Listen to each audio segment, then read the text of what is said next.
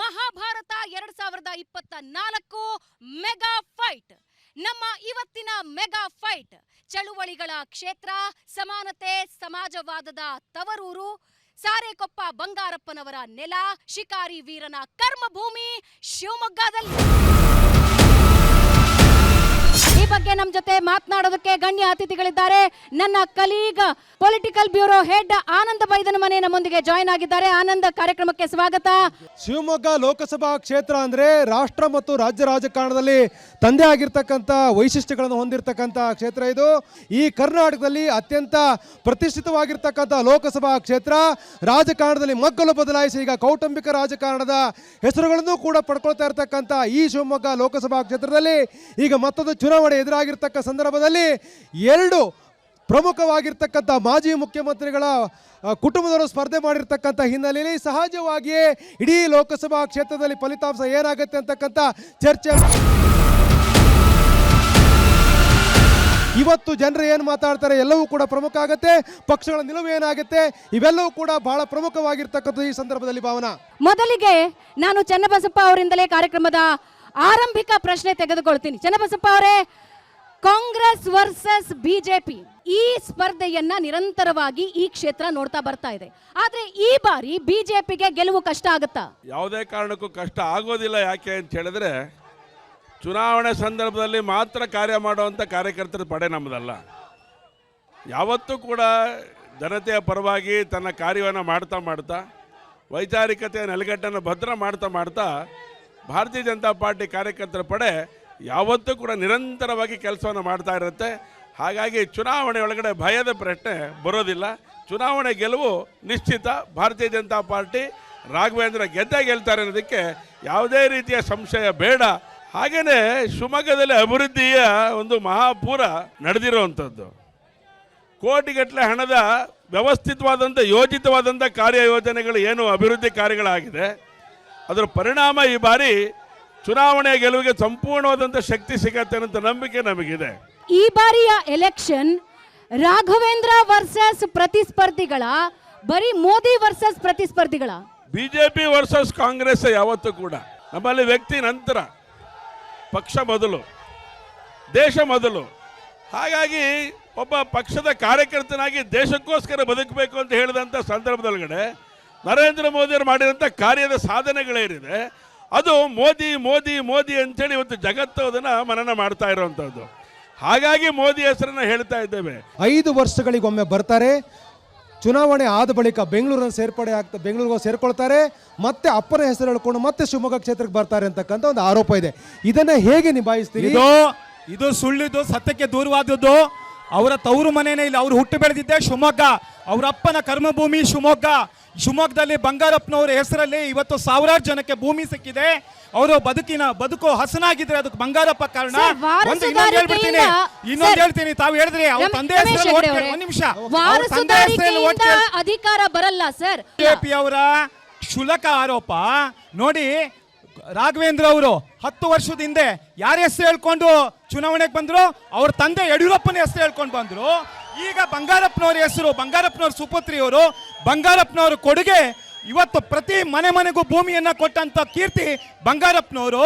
ಇವತ್ತು ಶಿವಮೊಗ್ಗ ಒಂದರಲ್ಲಿ 5,000 ಜನರಿಗೆ ಉಚಿತ ನಿವೇಶನವನ್ನು ಕೊಟ್ಟು ಬೊಮ್ಮನಕಟ್ಟೆಯಲ್ಲಿ ಆಶ್ರಯ ಬಡಾವಣೆ ಮಾಡಿ ಅವರಿಗೆ ಸೂರ್ಯನ ಕೊಟ್ಟವರು ಬಂಗಾರಪ್ಪನ ಹೆಸರನ್ನು ಹೊರತುಪಡಿಸಿದರೆ ನಿಮ್ಮ ಕಾಂಗ್ರೆಸ್ ಅಭ್ಯರ್ಥಿಗೆ ಬೇರೆ ಅರ್ಹತೆಗಳೇನಿದೆ? ಸ್ವಾಮಿ, ನಮ್ಮ ಪಂಚ ಗ್ಯಾರಂಟಿ ಸಿದ್ದರಾಮಯ್ಯ, DK ಶಿವಕುಮಾರ್ ಅವರ ಪಂಚ ಗ್ಯಾರಂಟಿ. ಇವತ್ತು ಗೃಹಲಕ್ಷ್ಮಿ ಯೋಜನೆಯಲ್ಲಿ 3,58,000 ಮಹಿಳೆಯರಿಗೆ ಪ್ರತಿ ತಿಂಗಳು 2,000 ರೂಪಾಯಿ 76 ಕೋಟಿ ಬರ್ತಾ ಇದೆ. ಇದು ಶಕ್ತಿ ಯೋಜನೆಯಲ್ಲಿ 1,56,000 ಮಹಿಳೆಯರು ಪ್ರಯಾಣ ಮಾಡಿದ್ದಾರೆ. 46 ಕೋಟಿ ರೂಪಾಯಿಗಳನ್ನ ಕೊಟ್ಟಿದ್ದೇವೆ. ಹಾಗೇನೆ ಇವತ್ತು ಅನ್ನಭಾಗ್ಯದಲ್ಲಿ 20 ಕೋಟಿ ರೂಪಾಯಿ ಪ್ರತಿ ತಿಂಗಳು ಕೊಡ್ತಾ ಇದ್ದೇವೆ. ಹಾಗೇನೆ ಜ್ಯೋತಿ ಯೋಜನೆಯಲ್ಲಿ ಇವತ್ತು ಲೈಟ್ ಬಿಲ್ಲು 46 ಕೋಟಿ ಕೊಟ್ಟಿದ್ದೀವಿ, ಪ್ರತಿ ತಿಂಗಳು ಕೊಡ್ತಾ ಇದ್ದೀವಿ. ಅದು ಎಷ್ಟು ಲಕ್ಷಾಂತರ ಮನೆಗಳಿಗೆ ಕೊಡ್ತಾ ಇದ್ದೀವಿ. ಯುವ ನಿಧಿಲಿ 6,000 ಯುವಕರಿಗೆ, ನಿರುದ್ಯೋಗಿ ಪದವೀಧರಿಗೆ ಕೆಲಸ ಹುಡ್ಕೊಳಕ್ಕೆ ಯುವ ನಿಧಿ ಕೊಟ್ಟಿದ್ದೀವಿ. ಇಷ್ಟು ಬೇಡವಾ? ನೋಡಿ, ನುಡಿದಂತೆ ನಡೆದವರು ನಾವು ಕಾಂಗ್ರೆಸ್ನವರು, ಸಿದ್ದರಾಮಯ್ಯನವರು. ಅದೇ ಮೋದಿ 15 ಲಕ್ಷ ಕೊಡ್ತೀವಿ, ಕಪ್ಪು ಹಣವನ್ನು ಸ್ವಿಸ್ ಬ್ಯಾಂಕ್ ಇಂದ ತಂದು ಬಡವರಿಗೆ ಹಂಚ್ತೀನಿ. ಒಬ್ಬರಿಗೆ 15 ಪೈಸಾ ಕೊಟ್ರ, 2 ಕೋಟಿ ಉದ್ಯೋಗ ಅಂದ್ರು, ಒಂದು ಉದ್ಯೋಗನ ಸೃಷ್ಟಿ ಆಗ್ಲಿಲ್ಲ. ಮೋದಿ ಒಬ್ಬ ಸುಳ್ಳುಗಾರ. ಅವರು ಕೇವಲ ಮೋಡಿ ಮಾಡ್ತಾರೆ ಬಿಟ್ರೆ ಅವರು ಭರವಸೆ ಕೊಟ್ಟಿದ್ದನ್ನು ಈಡೇರಿಸಲಿಲ್ಲ. ನುಡಿದಂತೆ ನಡೆದವರು ಸಿದ್ದರಾಮಯ್ಯನವರ ನೇತೃತ್ವದ ಕಾಂಗ್ರೆಸ್ ಸರ್ಕಾರ. Right. ನಮ್ಮ ಭರವಸೆಗಳೇ, ನಮ್ಮ ಗ್ಯಾರಂಟಿಗಳೇ ನಮ್ಮ ಶಕ್ತಿ. ಚನ್ನಬಸಪ್ಪ ಅವರೇ, ಕೇವಲ ಸುಳ್ಳುಗಳು ಹೇಳಲಾಗಿದೆ, ನಮ್ಮನ್ನ ನೋಡಿ ಕಲ್ತ್ಕೊಳ್ಳಿ, ಗ್ಯಾರಂಟಿಗಳನ್ನ ನಾವು ಅನುಷ್ಠಾನ ಮಾಡಿದೀವಿ ಅಂತಾರೆ. ಈ ಹಿಂದೆ ಇಂದಿರಾ ಗಾಂಧಿ ಹೇಳಿದ್ರು ಗರೀಬಿ ಹಟಾವೋ ಅನ್ನಂತ ಮಾತನ್ನ, ಗರೀಬಿ ಹಟಾವೋ ಅಂತ ಹೇಳಿದಂತ ಮಾತನ್ನ ಹೇಳಿ 63 ವರ್ಷಗಳ ಕಾಲ ರಾಜ್ಯಭಾರವನ್ನು ಮಾಡಿದ್ರು. ಅದ್ರ ಬಡತನ ನಿರ್ಮೂಲನೆ ಆಗಲಿಲ್ಲ. ಸಿದ್ದರಾಮಯ್ಯನವರು ಕೂಡ ಹಾಕಿದಕ್ಕೊಳಗೆ ಹೆಜ್ಜೆಯನ್ನು ಹಾಕ್ತಾ ಇದ್ದಾರೆ. ಸುಳ್ಳು ಹೇಳಿದ್ದು ಕಾಂಗ್ರೆಸ್ ಯಾರು ಅನ್ನೋದು ಇಲ್ಲಿ ಅರ್ಥ ಆಗತ್ತೆ. ಅವರು 5 ಯೋಜನೆಗಳ ಬಗ್ಗೆ ಚರ್ಚೆ ನಡೀತಾ ಇದೆ. ಇದಕ್ಕೆ ಬೇಕಾಗಿರುವಂತ ಹಣವನ್ನ ಎಲ್ಲಿಂದ ತಂದಿದ್ದಾರೆ ಅಂತ ಹೇಳಿದ್ರೆ ಏನ್ ಮೋದಿ ಇನ್ನೊಬ್ಬರ ಕೊಟ್ಟಿದ್ರಾ? ಮನೆಗೆ ಕನ್ನ ಹಾಕಿ ತಗೊಂಡ್ಬಂದಿರುವಂತ ಹಣ ಅದು.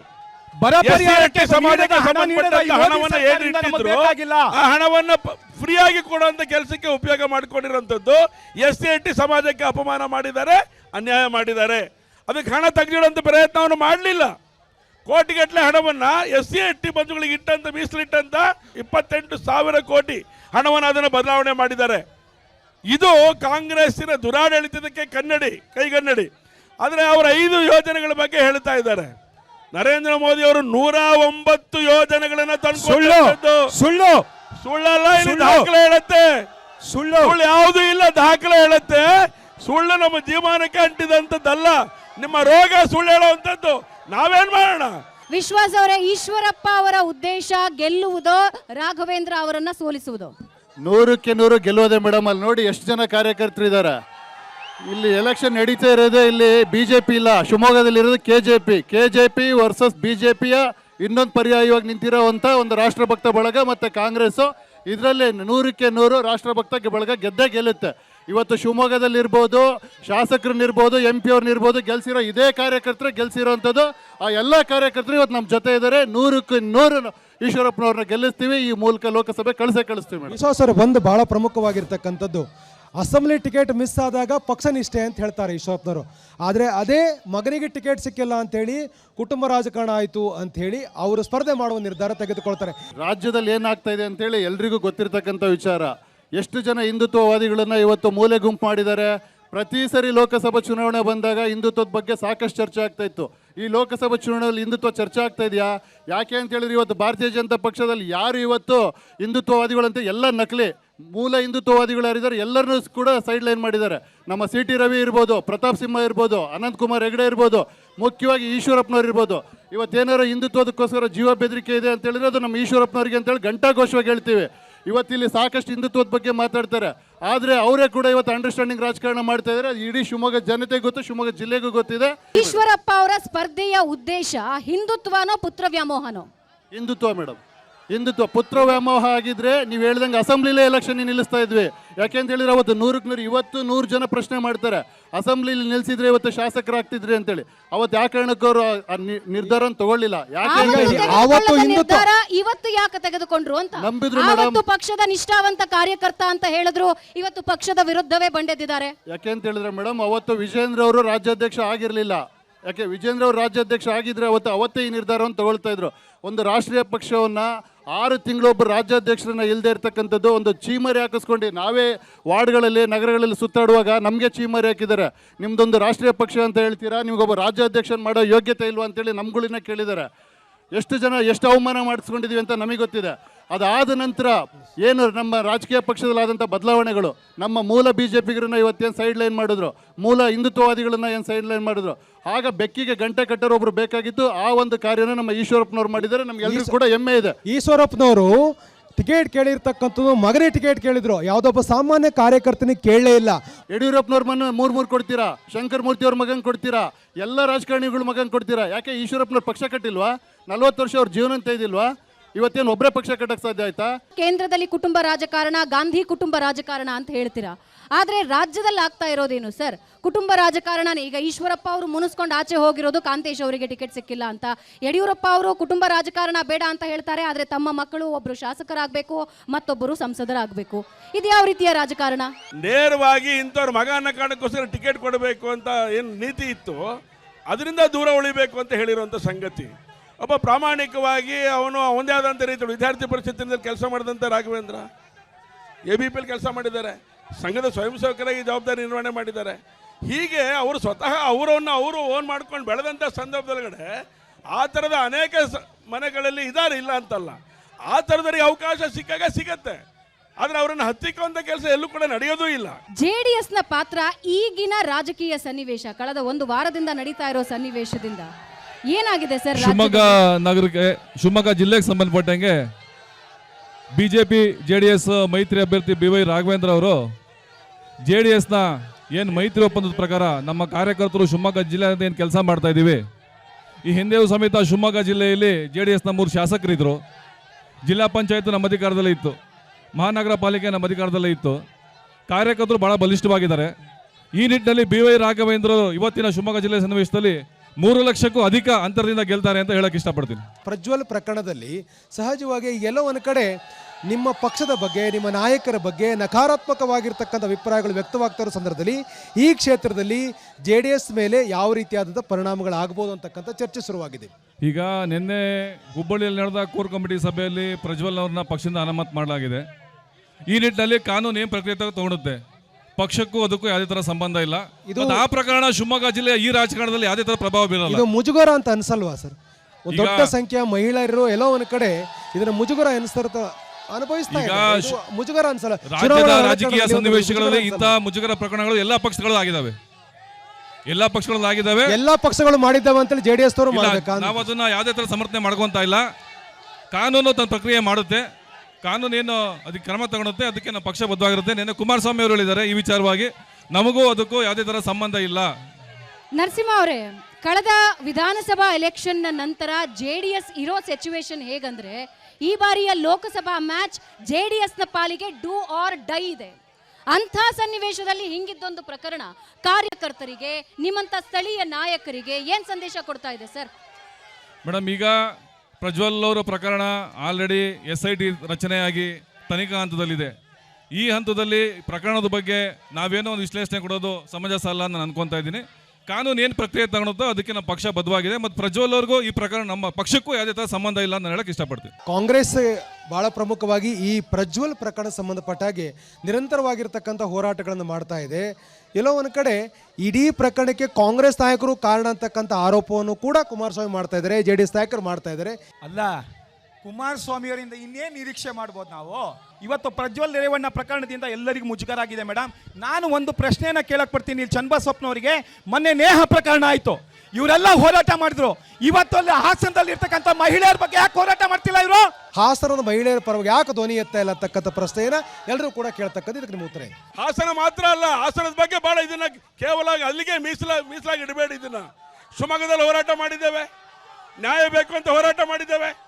ನ್ಯಾಯ ಕೊಡೋ ಅಂತವ್ರು ಮಾಡಬಾರ್ದು ಮಾಡ್ತಾ ಇದ್ರೆ ನ್ಯಾಯ ಸಿಗತ್ತ? ಕಾಂಗ್ರೆಸ್ ಸರ್ಕಾರದಲ್ಲಿ, ಕಾಂಗ್ರೆಸ್ಸಿನ ಸರ್ಕಾರದಲ್ಲಿ ಯಾವ್ದಕ್ಕೆ ನ್ಯಾಯ ಕೊಟ್ಟಿದ್ದಾರೆ ಹೇಳಿ ನೋಡೋಣ. ಸರ್, ಟಿಕೆಟ್ ಫೈನಲ್ ಆಗೋದಕ್ಕೆ ಮುಂಚೆ ಕೇಂದ್ರದ ನಾಯಕರಿಗೆ ಈ ಸುದ್ದಿ ಬಂದಿತ್ತು ಅನ್ನೋ ಮಾಹಿತಿ ಇದೆ, ಹೌದಾ? ಗೊತ್ತಿಲ್ಲ, ಅವೆಲ್ಲ ಗೊತ್ತಿಲ್ಲ ನನಗೆ. ಮೈತ್ರಿಯ ಕಾರಣದಿಂದ ಸುಮ್ಮನಾದ್ರು ಅನ್ನೋ ಮಾತಿದೆ, ಹೌದಾ? ಅಲ್ಲ, ಅಕಸ್ಮಾತ್ ಗೊತ್ತಿದ್ರೆ ಈ ಕೆಲಸ ಮಾಡ್ತಿರ್ಲಿಲ್ಲ ನಮ್ಮ ನಾಯಕರುಗಳು. ಓಕೆ ಮೇಡಮ್, ಒಂದೇ ಒಂದು ಪ್ರಶ್ನೆ ಕೇಳ್ತೀನಿ ಚನ್ನಬಸಪ್ಪನವರಿಗೆ. ಇದೇ ಹಾಸನ ಪ್ರಕರಣದಲ್ಲಿ ಅಲ್ಲಿಯ BJP ಹೊಳೆನರಸೀಪುರದ ಅಭ್ಯರ್ಥಿಯಾಗಿದ್ದಂತ BJP ನಾಯಕ ದೇವರಾಜ್ ಗೌಡ ಪತ್ರ ಬರ್ದಿದ್ದೀನಿ ಅಂತ ಇವತ್ತು ಪತ್ರಿಕೆ ನಿಮ್ಮ ಮೀಡಿಯಾದಲ್ಲೆಲ್ಲ ಬಂತು. ಯಾವಾಗ ಬರ್ದಿದ್ರು? ಪಾರ್ಲಿಮೆಂಟ್ ಎಲೆಕ್ಷನ್ಗಿಂತ ಮುಂಚೆನೆ ಬರ್ದಿದ್ದಾರೆ. ಅಮಿತ್ ಶಾ ಗೃಹ ಸಚಿವ ಅವರಿಗೂ ಬರ್ದಿಯಾನೆ, ಮತ್ತೆ ಪ್ರಧಾನಮಂತ್ರಿಗಳ ಕಾರ್ಯಾಲಯಕ್ಕೂ ಬರ್ದಿದ್ದಾರೆ. ಎಲ್ಲೋಯ್ತು ಈಗ ಅವ್ರಿಗೆ ಗೊತ್ತಿರ್ಲಿಲ್ವಾ? ನಮ್ದು ಈ ಬಾರಿ ಚುನಾವಣೆ NDA ಸರ್ಕಾರ ರಚನೆ ಮಾಡುವಂತ ಇದ್ರೊಳಗೆ ನಡೆದಿರುವಂಥದ್ದು. ಅವ್ರ ಪಾರ್ಟಿ ಟಿಕೆಟ್ ಕೊಡ್ಬೇಕಾದ್ರೆ ನಿರ್ಣಯ ಮಾಡ್ಬೇಕಾದ್ರೆ ನಾವಲ್ಲ, ನಿರ್ಣಯ ಮಾಡ್ಬೇಕಾರಂತ ಅವರು ಯಾರಿಗೆ ಕೊಡಬೇಕು ಅಂತ ಹೇಳಿ.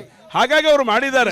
ಆದ್ರೆ ಹಾಗಾಗಿ ಇದು ಭಾರತೀಯ ಜನತಾ ಪಾರ್ಟಿಗೆ ಮುಖಕ್ಕೆ ಮಸಿ ಬಳಿಯೋ ಪ್ರಯತ್ನ ಯಾರು ಮಾಡಕ್ ಆಗೋದಿಲ್ಲ, ಸಾಧ್ಯನೂ ಇಲ್ಲ. ಅದು ಅವರ ಪಾರ್ಟಿ ಕ್ಯಾಂಡಿಡೇಟ್ ಅನ್ನು ಯಾರಾಗಬೇಕು ಅಂತ ಹೇಳಿ ಯೋಚನೆ ಮಾಡಬೇಕಂತ ಅಧಿಕಾರ ವ್ಯಕ್ತಿಯ ಪರವಾಗಿ ಪ್ರಧಾನಿಯವರೇ ಅವರ ಪರವಾಗಿ ಮತಯಾಚನೆ ಮಾಡಿದ್ದಾರೆ. ಇದೇ 2018ರಲ್ಲಿ ಯಾರು ಖಾನ್ ಅಂತಿದ್ರು ಅವ್ರ ಜೊತೆ ಕೈ ಜೋಡಿಸುವಂತ ದುಸ್ಥಿತಿ ಬಂದಿರೋದು ನಿಜವಾಗ್ಲೂ ಭಾರತೀಯ ಜನತಾ ಪಕ್ಷಕ್ಕೆ ಶೋಚನೀಯ.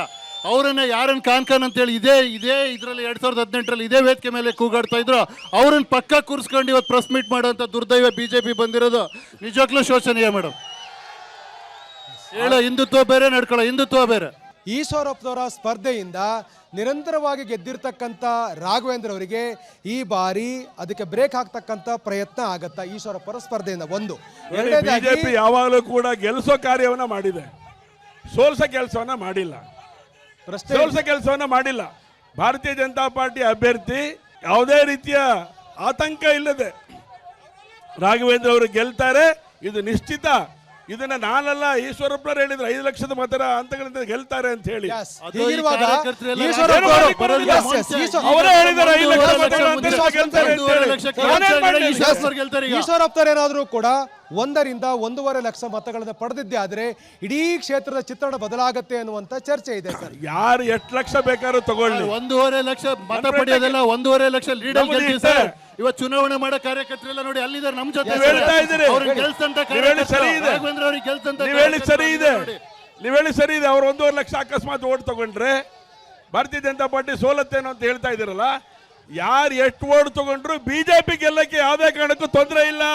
ಚನ್ನಬಸಪ್ಪ ಅವರೇ, ಕ್ಷೇತ್ರಗಳಿಗೆ ಹೋದಾಗ ಕಾಂಗ್ರೆಸ್ನಲ್ಲಿ ಕಾಣ್ತಾ ಇರೋ ಹುಮ್ಮಸ್ಸು ಬಿಜೆಪಿಯ ಕಾರ್ಯಕರ್ತರಲ್ಲಿ ಕಾಣ್ತಾ ಇಲ್ಲ ಅನ್ನೋದು ಸ್ಪಷ್ಟವಾಗ್ತಾ ಇದೆ. ಸುಳ್ಳದು. ಅತಿಯಾದ ಮೋದಿ ಆತ್ಮವಿಶ್ವಾಸ ಒಳ್ಳೆದು ಒಂದೇ. ಇವತ್ತು ಬೆಳಗ್ಗೆ ಅತ್ಯಂತ ಸಾಮಾನ್ಯ ವರ್ಗದ ಜನ ವಾಸ ಮಾಡುವಂತ ಜಾಗ ನಮ್ಮ ಬಾಪೂಜಿ ನಗರ ಮತ್ತು ಹೊಸಮನೆ ಏರಿಯಾ, SC/ST ಸಮಾಜಗಳು ಹೆಚ್ಚಿರುವಂತ ಜಾಗ. ಅಲ್ಲಿ ಇವತ್ತಿನ ದಿವಸ ಬೆಳಗ್ಗೆ ಅಲ್ಲೊಂದು ಸಭೆ, ಅಲ್ಲೊಂದು ರ್ಯಾಲಿ, ಅಭೂತಪೂರ್ವದಂತೆ ರ್ಯಾಲಿ. ಇಷ್ಟೊಂದು ಜನಸ್ಪಂದನೆ ಸಿಕ್ತು ನಮಗೆ. ನಿನ್ನೆ ದಿನ ಹೆಚ್ಚಾಗಿ ST ಸಮಾಜದ ಬಂಧುಗಳು ಇರುವಂತ ಜಾಗದೊಳಗಡೆ ದೊಡ್ಡ ಸಾರ್ವಜನಿಕ ಸಭೆ ಯಡಿಯೂರಪ್ಪನವರು ತಗೊಂಡ್ರು.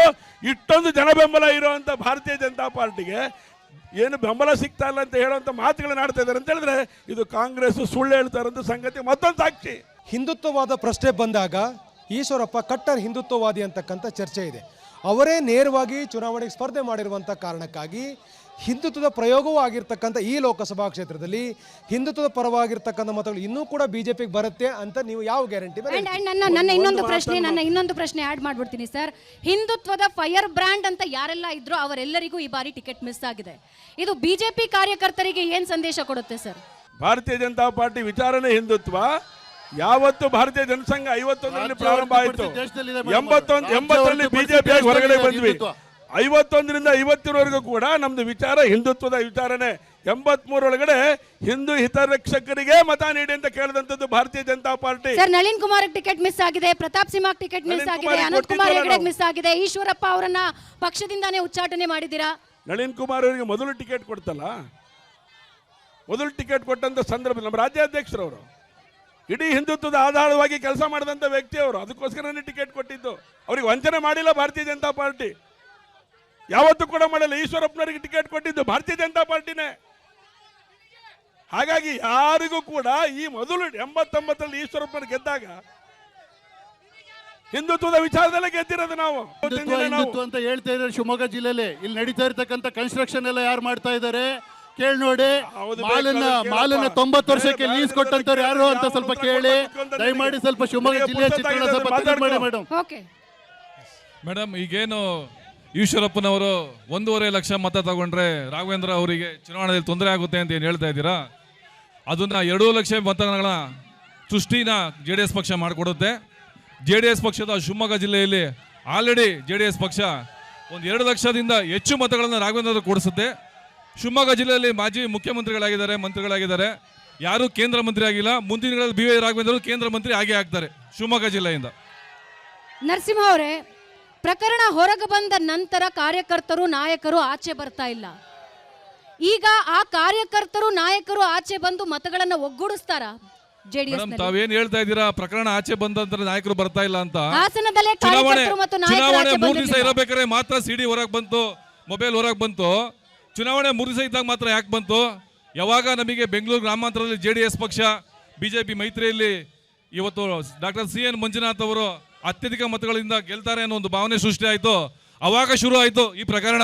ಹಂಗೆ ಅವರಿಗೆ ಮೊದಲೇ CD ಇದ್ದಿದ್ರೆ ಹೆಣ್ಣು ಮಕ್ಕಳ ಮಾನ ರಕ್ಷಣೆ ಮಾಡಬೇಕು ಅನ್ನೋ ಉದ್ದೇಶ ಇವತ್ತಿನ ಕಾಂಗ್ರೆಸ್ ಸರ್ಕಾರಕ್ಕೆ ಇದ್ದಿದ್ರೆ ಅವರು ಮೊದಲು ಈ ಪಬ್ಲಿಕ್ ಮಾಡ್ದಲೇ ಆ ಸಂದೇಶರನ್ನ ಕರೆಸಿ ಕಂಪ್ಲೇಂಟ್ ಕೊಡಿಸಿ ನ್ಯಾಯ ಕೊಡಿಸ್ಬೇಕಿತ್ತು. ಇದನ್ನ ಟಿವಿಯಲ್ಲಿ ಮೊಬೈಲ್ಗಳಲ್ಲಿ ಹರಿದು ಬಿಟ್ಟವ್ರು ಯಾರು? ಅದರಿಂದ ತನಿಖೆ ಆಗಬೇಕಲ್ಲ. ಕುಮಾರಸ್ವಾಮಿ ಅವರು ಹಿಂದೆ ಹೇಳಿದ್ದಾರೆ ಮಹಾ ನಾಯಕರಿದ್ದಾರೆ ಅಂತ. ತನಿಖೆ ಆಗಲಿ ಮೇಡಮ್, ಯಾವ ಮಹಾ ನಾಯಕರಿದ್ದಾರೆ? 3 ದಿವಸದ ಮುಂಚೆ ಯಾಕೆ ಇದು ಸೃಷ್ಟಿ ಆಯಿತು? ಚುನಾವಣೆಯಿಂದ ಹಿಂದೆನೇ ಯಾಕೆ ಸೃಷ್ಟಿ ಆಗ್ಲಿಲ್ಲ? ಯಾಕೆ ಚುನಾವಣೆ ಇದ್ದಾಗ ಮಾತ್ರ ಹೊರಗೆ ಬಂತಿದ್ದನ್ನ ದೇವರಾಜ್ ಗೌಡ್ರು ಮಾಡ್ತಿರೋ ಬಿಜೆಪಿ ಮಾಡಿದ್ದು 100% ತಪ್ಪೆ. BJP ಯ ಆದರೆ ಹೆಣ್ಮಕ್ಳು ರಕ್ಷಣೆ ಯಾರು ಮಾಡ್ತಾರೆ? ಬಿಜೆಪಿಯ ಪರಾಜಿತ ಅಭ್ಯರ್ಥಿ ಹೇಳಿದ್ದು ಈ 3 ದಿನದ ಹಿಂದಲ್ಲ, ಡಿಸೆಂಬರ್ 12ಕ್ಕೆ ಪತ್ರ ಬರೆದಿದ್ದಾರೆ ಅವರು ವರಿಷ್ಠರಿಗೆ. 4-5 ತಿಂಗಳ ಹಿಂದೆನೆ ಅವರು ಕಾಂಗ್ರೆಸ್ ನಾಯಕರ ಹತ್ರ ಹೋಗಿ ಸಿಡಿ ಕೊಟ್ಟು ಬಂದಿದ್ದಾರೆ. ಅದನ್ನ ಅವರೇ ಹೇಳಿದ್ದಾರೆ. ಹಂಗ್ ಕೊಟ್ಟು ಬಂದ ಮೇಲೆ ಅವರು ಹೆಣ್ಣು ಮಕ್ಕಳು ಮಾನರಾಣ ಪಕ್ಷ ಬಂದಾಗ ಇದು ಅವರು 3 ದಿನಗಳ ಹಿಂದೆ ಮಾಡಿಸ್ಬೇಕಿತ್ತು. 3 ದಿನಗಳ ಹಿಂದೆ ಸೃಷ್ಟಿ ಆಯ್ತು ಹೇಗೆ ಹೇಳ್ತೀರಾ? ಡಿಸೆಂಬರ್ 12ಕ್ಕೆ ಅವರು ಮಾಹಿತಿಗಳನ್ನು ಕೊಡ್ತಾರೆ, ಈಗ 3 ದಿನಗಳಿಂದ ಸೃಷ್ಟಿ ಆಯ್ತು ಅಂತ ಇದು ಹೇಳ್ತೀವಿ. ಚುನಾವಣಾ ರಾಜಕಾರಣ ಸರ್. ಆಗಿಲ್ಲ ಅಂದ್ರೆ ಚುನಾವಣಾ ಸಮಯದಲ್ಲಿ ಯಾಕೆ ಹೊರಗೆ ಬರಬೇಕಿತ್ತು? ಈ ವಿಚಾರದಲ್ಲಿ ಕಾಂಗ್ರೆಸ್ಗೆ ರಾಜಕೀಯ ಮಾಡತಕ್ಕಂತ ಕೀಳು ದರ್ಜೆಯ ಅಭಿರುಚಿ ನಮ್ಗಿಲ್ಲ, ನಮ್ಮ ನಾಯಕರಿಗೂ ಇಲ್ಲ. ಅಲ್ಲ ಸರ್, ಸಿಡಿ ಪ್ರಕರಣ ಬಂದಾಗ ಮಹಾನಾಯಕ ಹೆಸರು ಬರುತ್ತೆ. ಸಿಡಿ ಪ್ರಕರಣ ಮಹಾನಾಯಕ ಹೆಸರು ಬರುತ್ತೆ. ರಮೇಶ್ ಜಾರಕಿಹೊಳಿ ಪ್ರಕರಣದಲ್ಲಿ ಅವ್ರ ಹೆಸರು ಬಂತು. ಕಾರ್ತಿಕ್ ಅಂತ ಡ್ರೈವರ್ ಇದಾನಲ್ಲ, ಯಾರು ಪ್ರಜ್ವಲ್ ರೇವಣ್ಣ ಡ್ರೈವರ್ ಏನಂತ ಹೇಳ್ದ? ನಾನು ದೇವರಾಜ್ ಗೌಡ್ರು ಬಿಜೆಪಿ ಕ್ಯಾಂಡಿಡೇಟ್ ಲಾಯರ್ ಆಗಿದ್ರಲ್ಲ ಅವ್ರಿಗೆ ಕೊಟ್ಟೆ, ನಾನ್ ಬೇರೆ ಯಾರಿಗೂ ಕಾಂಗ್ರೆಸ್ ಮತ್ತೆ ಶ್ರೇಯಸ್ ಪಟೇಲ್ ಅವರ ಹಾಗೇನೆ ಕ್ಯಾಂಪೇನ್ ಅಲ್ಲಿ ಕಾಣಿಸ್ಕೊಳ್ತಾರಲ್ಲ ಸರ್, ಅದೇ ಕಾರ್ತಿಕ್ ಅಲ್ಲ ಕಾರ್ತಿಕ್ ಮುಂದಾಳತ್ವ ವಹಿಸ್ಕೊಳ್ತಾರಲ್ಲ. ಅವನ ಸ್ಟೇಟ್ಮೆಂಟ್ ಟಿವಿ ಮಾಧ್ಯಮಗಳ ಮುಂದೆ ಅವನೇ ಹೇಳ್ತಾರೆ. ಜೊತೆಗೆ ದೇವರಾಜ್ ಗೌಡ ಹೇಳಿದ್ದಾರೆ, ಲೆಟರ್ನ ಉಲ್ಲೇಖ ಮಾಡಿ ಕೇಂದ್ರ ಗೃಹ ಸಚಿವರಿಗೆ ಬಿಜೆಪಿ ನಾಯಕರಿಗೆ ಬರ್ದಿದ್ದಾರೆ, ಕಾಂಗ್ರೆಸ್ನವರೆಲ್ಲ ಬರ್ದಿದ್ದು. ಆದ್ರೆ ಇವನ್ನೆಲ್ಲ ಮುಚ್ಚಿಟ್ಟು ಆ ಅಭ್ಯರ್ಥಿಗೆ ಬೆಂಬಲ ಕೊಟ್ಟಿದ್ದು ಪ್ರಚಾರ ಮಾಡಿದಾಗ ನೈತಿಕತೆ ಮಹಿಳೆಯರ ರಕ್ಷಣೆ ಮೋದಿಯಿಂದ ಸಾಧ್ಯ ಅನ್ನತಕ್ಕಂಥ ಒಂದು ನಿರೀಕ್ಷೆ ಹುಸಿಯಾಗಿದೆ. ಕೇಂದ್ರ ಸರ್ಕಾರಕ್ಕೆ ಪತ್ರ ಬರೆದಿದ್ದಾರೆ. ಚುನಾವಣೆಯಲ್ಲಿ ಸೋತ್ರುವೆಂಬ ಭಯದಿಂದ ಮಾಡಿದ ಷಡ್ಯಂತ್ರ ಇದು. ಓಕೆ, ಶಿವಮೊಗ್ಗ ಲೋಕಸಭಾ ಕ್ಷೇತ್ರದಲ್ಲಿ ಈಶ್ವರಪ್ಪರ ಸ್ಪರ್ಧೆಯಿಂದ ಒಂದು ರಾಜಕೀಯವಾಗಿರ್ತಕ್ಕಂಥ ಭಿನ್ನವಾದ ವಾತಾವರಣ ಸೃಷ್ಟಿಯಾಗಿದೆ. ಈಶ್ವರಪ್ಪರು ಬಹಳ ಸ್ಪಷ್ಟವಾಗಿ ಹೇಳಿದ್ದಾರೆ, ಬಿಜೆಪಿ ಏನಿದೆ ಇದು ಒಬ್ಬ ವ್ಯಕ್ತಿ ಮತ್ತು ಒಂದು ಕುಟುಂಬದ ಕಪಿಮುಷ್ಟಿಯಲ್ಲಿ ಸಿಲುಕಿದೆ, ಅದರಿಂದ ಹೊರಗೆ ತರುವಂಥ ಪ್ರಯತ್ನ ಭಾಗವಾಗಿ ನನ್ನ ಸ್ಪರ್ಧೆ ಅಂತ ಹೇಳಿದ್ದಾರೆ. ಈ ಒಂದು ಅಭಿಪ್ರಾಯಕ್ಕೆ ನಿಜವಾದ ನಿಷ್ಠಾವಂತ ಬಿಜೆಪಿಯ ಕಾರ್ಯಕರ್ತರು ಬೆಂಬಲ ವ್ಯಕ್ತಪಡಿಸಿದ್ದೇ ಆದರೆ ನಿಶ್ಚಯವಾಗಿಯೂ ಕೂಡ ಇಡೀ ಲೋಕಸಭಾ ಕ್ಷೇತ್ರ ಚಿತ್ರಣ ಬದಲಾಗುತ್ತೆ, ಬಿಜೆಪಿಗೆ ಇದು ಮಾರಕವಾಗುತ್ತೆ ಅನ್ನುವಂಥ ಚರ್ಚೆ ಇದೆ ಸರ್. ಪಕ್ಷದ ನಿರ್ಧಾರವನ್ನು ಎಲ್ಲೋ ಒಂದು ಕಡೆಗೆ ತಗೊಳ್ಳದೆ, ಆ ನಿರ್ಧಾರಕ್ಕೆ ಅಂಟ್ಕೊಳ್ಳದೆ ಇರುವಂಥದ್ದು ಒಂದು ಸಂದರ್ಭದಲ್ಲಿ ಮಾಡಿದ್ದಾರೆ, ಈಗ ಕೈ ಬಿಟ್ಟು ಬಿಟ್ಟಿದ್ದಾರೆ. ಒಂದ್ಸರಿ ಒಳ್ಳೆ ಕೆಲಸ ಮಾಡಿದ್ರು, ಒಂದ್ಸರಿ ಈ ತೀರ್ಮಾನವನ್ನು ತಗೊಂಡಿದ್ದಾರೆ. ನೋವು ನಮಗೂ ಇದೆ. ಒಬ್ಬ ರಾಜ್ಯದ ನಾಯಕರನ್ನ ಎಲ್ಲೋ ಒಂದು ಕಡೆಗೆ ಅವ್ರ ಎದುರುಗಡೆ ಏನೋ ಕೆಲಸ ಮಾಡಬೇಕಲ್ಲ ಅಂತ ಅನಿಸುತ್ತೆ. ಆದರೆ ಪಕ್ಷದ ಮುಂದೆ ಎಲ್ಲರೂ ಕೂಡ ನಮಗೆ ಯಾಕೆಂದರೆ ದೇಶ ಮೊದಲು ಹೇಳಿದಂಥ ಪಾರ್ಟಿ ನಮ್ಮದು. ದೇಶಕ್ಕೋಸ್ಕರ ಪಾರ್ಟಿನೇ ಜನತಾ ಪಾರ್ಟಿಲಿ ವಿಲೀನ ಮಾಡಿದಂಥ ಭಾರತೀಯ ಜನಸಂಘ ನಮ್ಮದು. ವಿಚಾರಕ್ಕೋಸ್ಕರ ದೇಶಕ್ಕೋಸ್ಕರ ಯೋಚನೆ ಮಾಡಿದಾಗ ಆ ನಂತರದೊಳಗಡೆ ವಾಪಸ್ ಬಂದ್ವಿ. ಯಾಕೆ ಅಂತ ಹೇಳಿದ್ರೆ ಅವ್ರು ಬೇಡ ಅಂತ ಹೇಳಿದ್ರು, ನಾವು ಬಂದಿದ್ದಲ್ಲ. ಈಶ್ವರಪ್ಪರ ಸ್ಪರ್ಧೆ ಮಾಡಿದರೆ ಕ್ಷೇತ್ರ ಚಿತ್ರಣ ಬದಲಾಗಿದೆ. ಈಶ್ವರಪ್ಪರ ಈ ನಿರ್ಧಾರಕ್ಕೆ ಬಿಜೆಪಿಯ ಕೆಲವು ನಾಯಕರ ಬೆಂಬಲ ಇರುವ ಕಾರಣಕ್ಕಾಗಿ ಅವರು ಸ್ಪರ್ಧೆ ನಿರ್ಧಾರ ತೆಗೆದುಕೊಂಡ್ರು ಅನ್ನುವಂಥ ಮಾತುಗಳಿದೆ. ಆ ಥರದ ಸಣ್ಣ ಕೆಲಸವನ್ನ ಭಾರತೀಯ ಜನತಾ ಪಾರ್ಟಿ ಯಾವ ನಾಯಕರು ಮಾಡಲ್ಲ, ಒಬ್ಬ ಸಾಮಾನ್ಯ ಕಾರ್ಯಕರ್ತರು ಕೂಡ ಮಾಡೋದಿಲ್ಲ.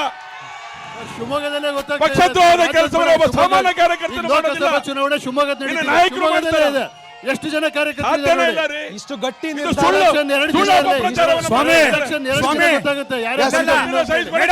ಅಲ್ಲಿ ನೋಡಿ ಕೇಸರಿ ಬಾವುಟ ಎಲ್ಲಿ ಜಾಸ್ತಿ ಇದೆ ನೋಡಿ ಅಲ್ಲಿ. ಹಾಗಾದ್ರೆ ಈಶ್ವರಪ್ಪ ಅವ್ರ ಸ್ಪರ್ಧೆ ನಿಮಗೆ ಅನುಕೂಲಕರವಾಗಾದ್ರೆ ಶಿವಮೊಗ್ಗ ಜಿಲ್ಲೆಯ 2 ಬಿಜೆಪಿಯ ಪ್ರತಿಷ್ಠಿತ ಕುಟುಂಬದ ರಾಜಕೀಯ ಅಸ್ತಿತ್ವದ ಹೋರಾಟ. ಇದರಲ್ಲಿ ದೇಶದ ಹಿತಾಸಕ್ತಿನೂ ಇಲ್ಲ, ಯಾರ ಜನರ ಹಿತಾಸಕ್ತಿ ಇಲ್ಲ, 2 ಕುಟುಂಬಗಳ ರಾಜಕೀಯ ಹಿತಾಸಕ್ತಿಯ ಹೋರಾಟ. ಇಲ್ಲಿ ನರೇಂದ್ರ ಮೋದಿನೂ ಇಲ್ಲ, ಯಾರೂ ಇಲ್ಲ.